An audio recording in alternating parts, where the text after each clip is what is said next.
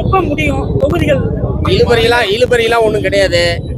இதுல இந்த கூட்டணியில நிறைய கட்சிகள் இருக்கிறது என்பது எல்லோருக்குமே தெரியும். ஒவ்வொரு கட்சியோடும் பேசி முடிக்க வேண்டிய அவங்கள்ட்ட மாதிரி யார் வர்றாங்க யார் வரலன்ற நிலைமை இந்த அணியில கிடையாது.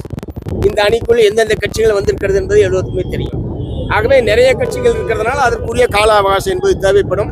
அநேகமாக அடுத்த 2-3 நாட்களில் பேச்சுவார்த்தை முழுமையாக நிறைவேறும். நடிகர் விஜய்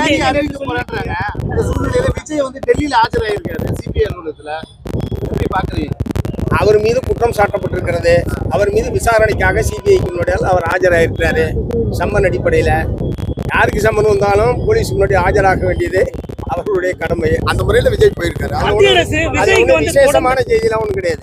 தொடர்ந்து மத்திய அரசு விஜய்க்கு தொடர்ந்து நெருக்கடிகள் கொடுக்குது கூட்டணிக்காக அப்படிங்கிற மாதிரி ஒரு குற்றச்சாட்டு. இல்ல பிஜேபி அரசாங்கம் பொதுவாக தனக்கு வேண்டாதவர்கள் மீது அமலாக்கத்துறை, வருமான வரித்துறை அல்லது புலனாய்வுத்துறை இவற்றையெல்லாம் பயன்படுத்துவது என்பது நீண்ட காலமாக அவர்கள் கடைபிடிக்கக்கூடிய ஒரு அணுகுமுறை.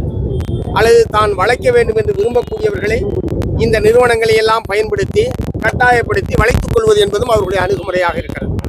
அதனால இந்த மாதிரியான வரக்கூடிய செய்திகளில் உண்மை இல்லை என்று சொல்ல முடியாது. ஆனால் கரூர் நெரிசல் மரணத்தை பொறுத்தவரை மத்திய புலனாய்வுத்துறை விசாரணை வேண்டும் என்று கேட்டது விஜய் அவர்களை தவிர நாங்கள் கிடையாது. அவர் கேட்ட விசாரணைக்கு தான் அவர் இப்போ ஆஜராயிருக்கிறார். இதை அவர் ஒருவேளை அரசியலில் அனுபவமின்மை காரணமாக சிபிஐ யார் கட்டுப்பாட்டில் இருக்கு, சிபிஐ நேர்மையாக செயல்படக்கூடிய ஒன்றா அல்லது மோடி அமித்ஷாவினுடைய கைப்பாவியாக செயல்படுகிறதா என்பதை பற்றிய எந்த விதமான புரிதலும் இல்லாமல் அவர் கேட்டதனுடைய விளைவை இன்றைக்கு அனுபவித்துக் கொண்டிருக்கிறார். விஜயோட தாக்கம் இருக்காதா சார்?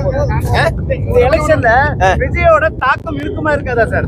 அதிமுக திமுக கேளுங்க, எந்த ஒரு கட்சியா இருந்தாலும் அதற்குரிய ஆதரவாளர்கள் அதற்குரிய வாக்காளர்கள் இருக்கதான் செய்வாங்க. ஆனா அது மதச்சார்பற்ற முற்போக்கு கூட்டணியுடைய வெற்றியில் எந்த விதமான கடுகளவு பாதிப்பை கூட ஏற்படுத்த